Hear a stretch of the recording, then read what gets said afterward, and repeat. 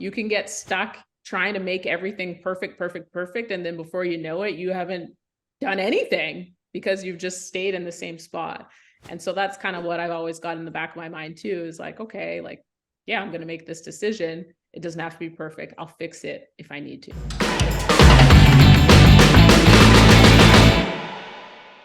What gave me the confidence to be able to move forward with that is definitely the education piece. So you seem to be, or I guess in general, if you have enough knowledge about a topic, or you just kind of dive into it and you really do a lot of learning up front, it takes out that fear of the unknown a little bit out of that equation, and you're a little bit more willing to just kind of jump into it. So I actually didn't go straight into the GP side. I actually became a limited partner first, so an LP. And that's how I knew, okay, if I see myself being an operator of these multifamily deals, then I need to know what it looks like to be on the other side of the table, especially if I'm dealing with investors or, different raising capital, that sort of stuff. So that gave me that peace of mind to start on the LP side, learn from a different perspective, and that just helped me be a better GP on the other end. I like that. I mean, you figured out a way to get into it, but nevertheless, okay, you're a conservative person, you're a numbers person, and you said education is takes the fear out of the unknown, which is true. But a lot of people never get out of that phase. They just can't stop reading books and listening to podcasts, and they never actually take action. So what's different about you that allows you still to be analytical, but nevertheless move forward with something? Well, I mean, you have to ask yourself that question of like, what do I have to lose? Okay, yeah, this, maybe this deal turns out a certain way and it's not exactly what I expected, but you don't know unless you try. So it's kind of one of those, like jumping into real estate. I jumped in with a vacant lot. Probably most people would not think to do that because they're like, wow, okay, like you have no plan, you don't know exactly what's going to be of this, but you know that you can figure it out. That's one thing that I've always been, is even though I've always been somewhat risk averse, I know that I can figure out my way if I just give myself some time. And I think so this allows you to move forward without having everything figured out up front, because you have a certain amount of confidence in yourself that you think you can figure it out as you go along. Therefore, you don't have to have the 131 steps mapped out in advance, something like that. Yeah, that I always go back to. So for one, I've been a numbers person forever. And so I could understand the deal. So it wasn't the fact of like getting into the wrong deal as an LP, or getting into a deal that really wasn't, like, didn't fit my buy box. I understood that enough to know, okay, well, yeah, we're taking this risk. We've never, invested in real estate before, like a syndication, but I know that this is the right deal for us. So let's go for it.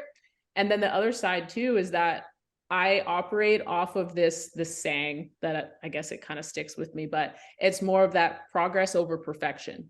You can get stuck trying to make everything perfect, perfect, perfect. And then before you know it, you haven't done anything because you've just stayed in the same spot. And so that's kind of what I've always got in the back of my mind too, is like, okay, like, yeah, I'm going to make this decision. It doesn't have to be perfect. I'll fix it if I need to. So you essentially, like, when you're getting into these projects, are you just kind of testing the waters yourself with your own money to see how it works and then scaling out, or is there some other approach that you have? So no, so of course there's the education piece, right? So it's not necessarily that I'm completely going in blind, of course, right? I know, I see the deal, I know how it works, I know how the returns work, I understand it from its entirety. But yes, as an LP, of course, I had my own capital in that for us, and I also had trust in the operator. So it was someone where I vetted the sponsor, I understood their background, I understood where, their experience that they had. And so that took a little bit of that uncertainty out and made it a little bit more of a sure decision. But I'm willing to test the waters with my own capital, but I'm not for my investors. So if I'm on the GP side and this is a deal that we've underwritten and we've got, our lending, we've got everything like in order, that I know is more of a sure thing, because I don't test the waters with investor capital.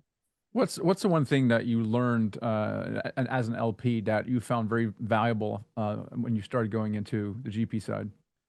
So I learned as an LP that it's not always the deal, it's who's operating the deal. Because So you could have true. a really good deal and a bad operator and they just completely screw it up. Or you can have the opposite as also true. So if you've got, a good operator that like and trust, you understand how they run their deals, you get the team's experience, not necessarily just that specific operator, but like the team as a whole. Because of course there's going to be people with varying backgrounds and different levels of experience. That's just to be expected. But if you know that operator and you understand their background, then that usually gives you a little bit more of a clue as to how that deal is going to go.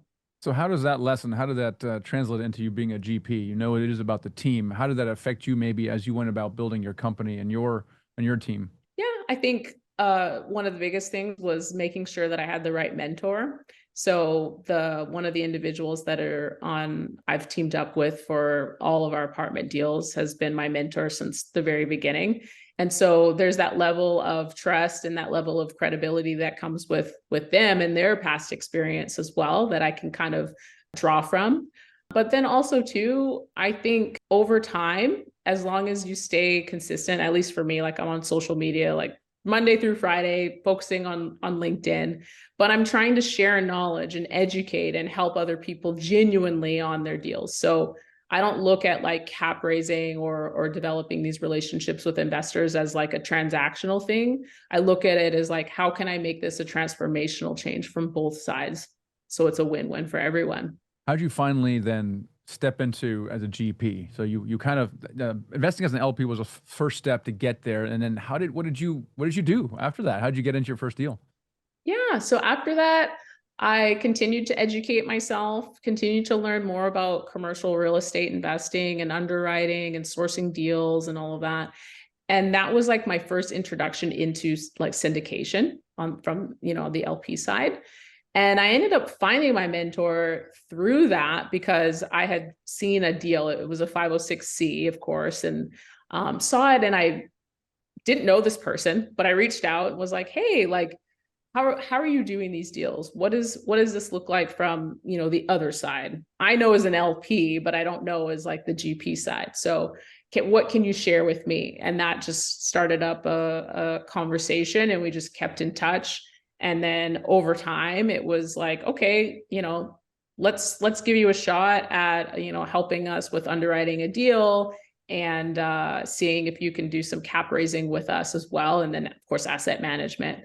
And so, yeah, got into my first deal that way through relationships. So how did you do this? You're approaching an experienced operator, okay? So you're obviously doing a 506C. You're approaching an experienced.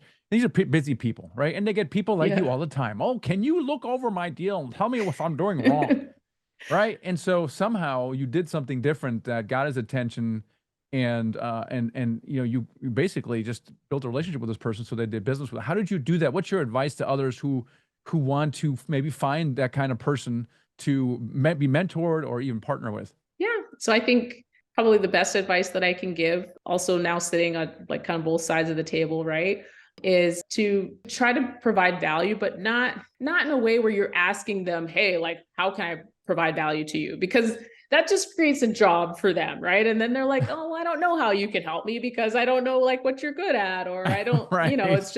It's kind of like, it's more annoying than anything to ask that.